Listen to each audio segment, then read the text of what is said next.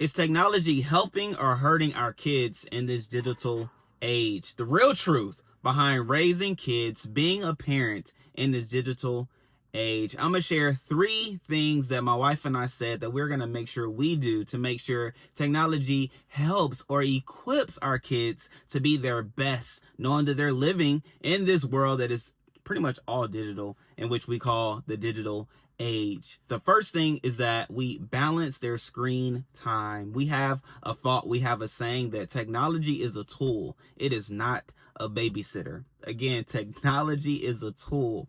It is not a babysitter. With it being a tool, we can use it to look up different things. They can do their homework on the iPads and the tablets and the computers and the laptops. They can do research projects, which our daughter has already begun those, even in the 3rd grade, doing research projects where she able or has to look up certain facts and on certain websites and different things like that. And we realize that, okay, it is useful. It is convenient. It doesn't have for us to have to go to a library and check out books and all those things. So no, it's definitely a tool. However, with the best screen time practices, the whole idea is that no, you're not going to be on the tablet or the iPad longer than you're spending time in the real world. And so when we balance this screen time, it's definitely all about making sure that, though, yeah, you can have fun. There's games that you can play. I played video games growing up, so I already know what it's like to not to be called a gamer, but to enjoy playing games online.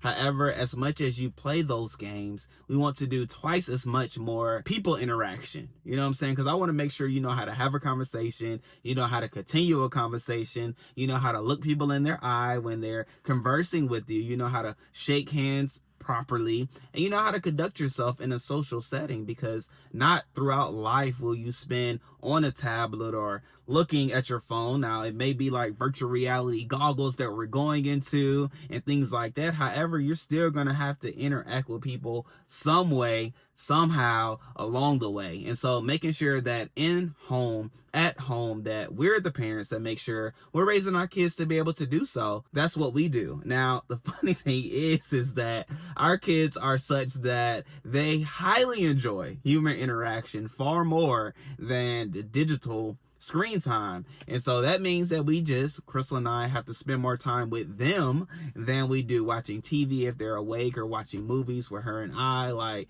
they enjoy that. And even when we have family and friends over to the house, we're going to play a game. Like, that's just a part of it, because we enjoy interacting with one another. And usually the phones are down. Usually the movies aren't playing. Usually TV shows aren't playing, because we want to make sure that we know, even the kids know, how to make sure to have human interaction that is good, that is peaceful, that is interactive, and that is productive. And so making sure we're balancing screen time is definitely number 1. Okay, going on to number 2, which you all know, we are believers, and so we make sure that we are raising our kids with Christian values, even in this digital age. That means for us, we make sure that the kids have the Bible app. Okay, they make sure they have that. And then there's like 2 other apps. The app names escape me just now. However, I'll even put it down below, but it's a app that the kids can go and watch different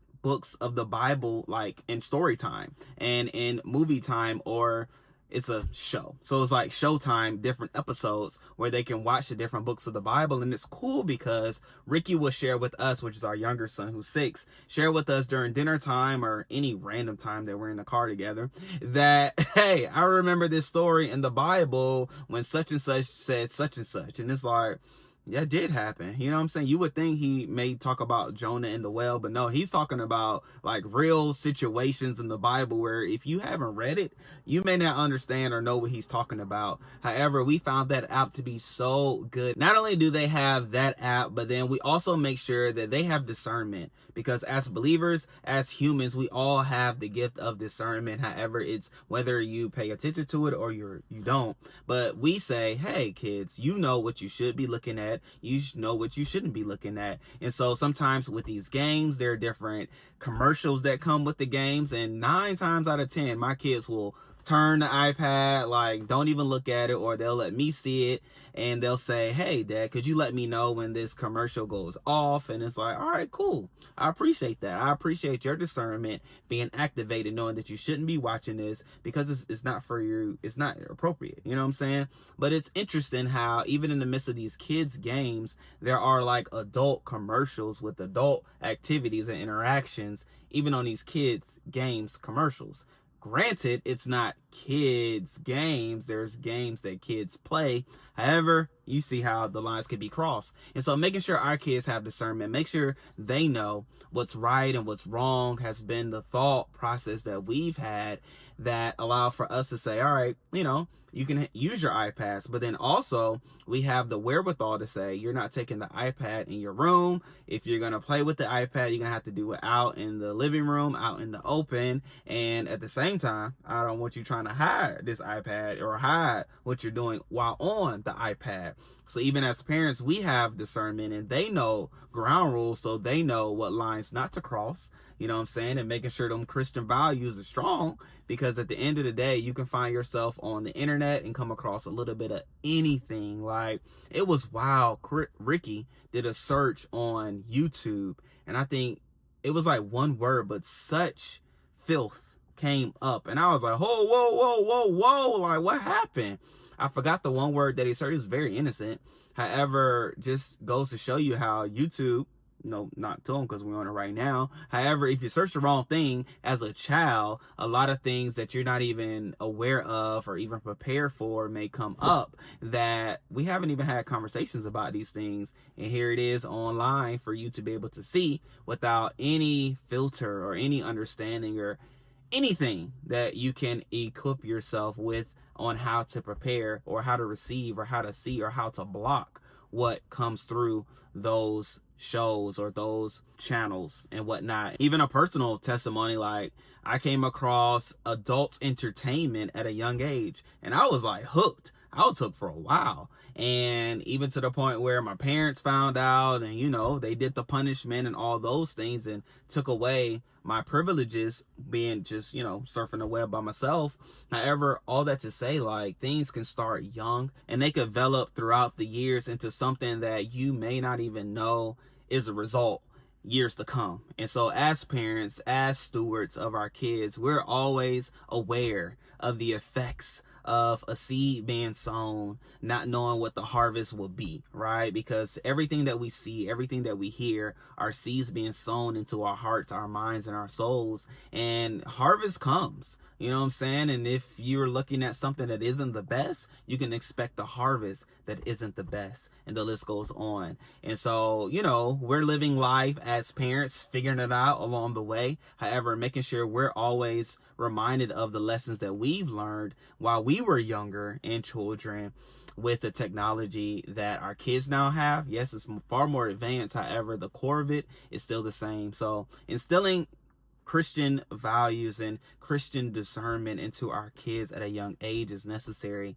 so that they know how to turn things off or how to continue in various things as it comes up on the web. So let's go to number 3, which is leading by example. I heard it once said that most things are caught and not taught. In other words, you can say, hey, you know what I'm saying? Put the iPad down. You need to have some interaction with your sibling or with me. But if they see you spending so much time on the phone, so much time on the TV, so much time in your electronics, then they're going to ultimately spend the same amount of time themselves. We have a rule that at our dinner table or while we're eating, we're not picking up the phone. We're not picking up phone calls. It's very rare, maybe twice in a year, that either Chrystle or I will leave the table to answer the phone. Like, no, we're going to spend this time together. We're going to have human interaction. We're going to talk. We're going to converse. We're going to make sure we ask about one another days and actually care about the answer that's being said and not just, you know, hear it in one ear and it goes out the other without any response or consideration to what was actually said. And we are doing that, making sure our kids know how to interact, but then also making sure that they see inevitably what it means to conduct yourself in this world and what it means to have human interaction. So they'll see Chrystle and I like spend time with each other, and not just because we're watching TV together. No, we're talking, we're laughing, we're conversing. They're seeing that. And what happens when we get in the car? Like I talked about another example, Rickey want to talk. The boy want to talk, and that is the time where I'm trying to like listen to either a podcast or an audiobook, but Rickey want to talk, and it's random thoughts, right? Maybe random to me, it's purposeful to him, but nonetheless, he wants to have conversation, and I'm for it. Why? Because I've instilled that quality, I've instilled those values within him that then comes out when it makes sense to him. And so it's all good, you know.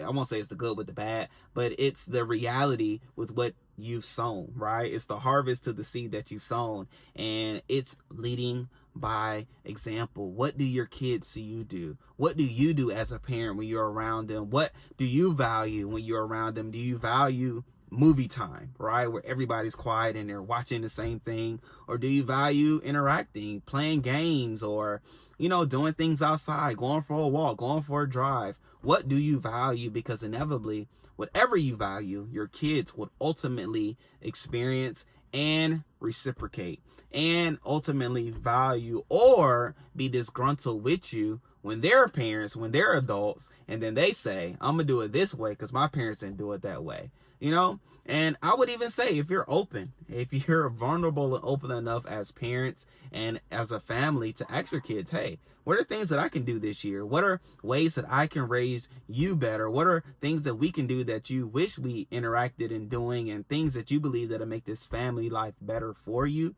in the home? You'd be surprised with the things that they suggest and they'll say, because I was when I said it to the kids, and it was cool because it was things that I knew needed to happen. However, life happens, because life gonna life. However, beyond life, and they're here for a short amount of time in our household. And so making the most and the best of each and every moment is a goal that we have, is the plan that we have. And even in this digital age, ladies and gentlemen, we can still be the best. We can still have those traditions and those ways of old that we instill within our kids, making sure that the purpose and true meaning of life and fellowship and family doesn't fall by the wayside, but we're able to not only be an example, but we're able to get the best out of our kids. And so, great people, great fathers, great parents. I love you all. I appreciate you all. Yes, it can be a challenge sometimes with technology. However, be the solution. Think bigger. Open yourself up to suggestions and allow for your kids to speak into what can happen in this year and then the years to come. Until next time, great people, I love you all. I appreciate you all. And I'll make sure I continue to use the thoughts and suggestions that I just shared with you. If you have any others, let us know in the comment section below so that we can all learn and grow together, because we are better together. Because we are better together. Love you all. I appreciate you all. Peace.